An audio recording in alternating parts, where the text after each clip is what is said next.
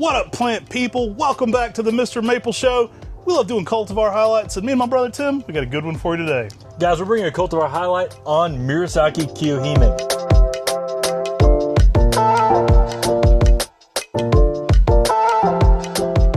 If you like this type of content, make sure you're subscribed here on the MrMaple Show. We put out daily content all about Japanese maples. And guys, it's spring and spring has sprung. So we're actually hitting some Japanese maples now in leaf here at MrMaple. So today we're going to be talking about Acer Palmatum Murasaki kiyohime, guys. We've got some great sizes in these right now. These are actually in our big 7s. I absolutely love these plants, especially when you get a well-established one.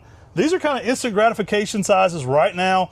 This is one of the quintessential dwarf Japanese maples. Now, these are going to work zones 5 through zones 9. They're going to keep a low, we call it like a toadstool shape to it. So if you like Mario, it's kind of got the Mushroom Kingdom vibes going on here. You get that little low dome, but you don't get a lot of height. You get a little bit more width going on than height, and a perfect little purple border in the spring. Yeah, I mean, it really has this really unique shape where it's slow and it's got that toadstool shape, but Murasaki kiyohime has this slightly semi-upright, spreading out kind of shape to it, which is really unique and different. In the early spring, this sort of purple-red border you're seeing on this tree, it is outstanding. It looks like little flowers across the tree. That makes this great for containers. I mean, if you put this tree somewhere up close, you can really appreciate the intricacies of the two tones of the leaf, especially in that early springtime. Now, these do great in a good amount of heat even. So I've seen these in full sun in Auburn, Alabama at Bill Shell's home. Very durable plant. They're going to work zones 5 through 9, and that heat tolerance is really good, typically on the East Coast all the way up to zone 8. So great plant there for its durability. Now, they're going to go all the way down to zone 5, so they're going to reach to some colder places as well.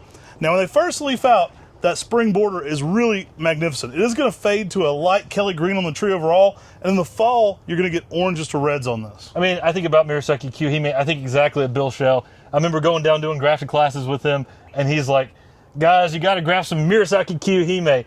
And he would like walk us over to his plant. Bill said a Murasaki kiyohime. And he'd walk us over to the plant and made sure that we took signwood of the tree. One of his favorites. Because it's one of his favorites, because it's so easy, it's so heat tolerant, and it just grows so well down there in that high heat setting. And it'll do that in most other settings as well. It's super durable, it's easy to grow, and Japanese maples, they like good drainage, but if you do that with Murasaki kiyohime, in shade situations it can grow well, but can also handle a little more heat than some of your other Japanese maples. Now, you do want to keep trees in containers in a little bit more shade. So if you're going to a pot in full sun is different than ground in full sun.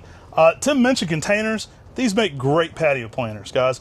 If you can give it some late day shade, that's typically ideal. You can play around with it. What you don't want on your patio planter is the saucer of death. You want good drainage there. But if you get a big patio planter, you kind of have a complete garden with just a Murasaki kiyohime in there.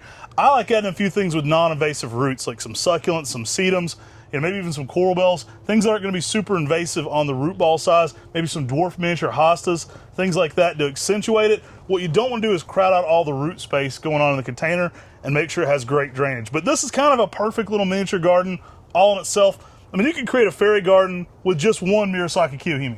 And remember, if you've got a pot without a hole in it, you've got a bowl. You can put, you can have cereal in that. That's not for a plant. Right. It's got to have good drainage, and it's got to flow all the way through. And Murasaki kiyohime is an amazing little dwarf for a container.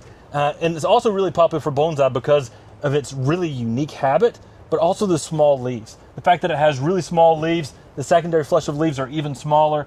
That makes it extremely popular for being able to, turn this into a bonsai. If it'll hold the tea, it'll kill the tree. I got my Johnny Cochran right there. Guys, I love it. Make your own miniature garden out of Murasaki kiyohime. You can get creative with this one. I've seen this one sometimes used as a border. I know we saw this at Sarah P. Duke Gardens using a mass planting to create a larger effect, to make almost like one large plant out of planting several together. And it's a great way to kind of, accentuate that border. You don't think about Japanese maples as a border plant, but you can create some interesting borders with just this one thing. I think that was pretty dope when you saw it, because they're basically using Japanese maples as like a deciduous boxwood. Yeah. So it's way more interesting, it's way more visually appealing, and then you get the fall color that Japanese maples get. Yeah, we didn't really talk much about the fall color. Fall colors are outrageous on Murasaki kiyohime. Some really nice shades of red there.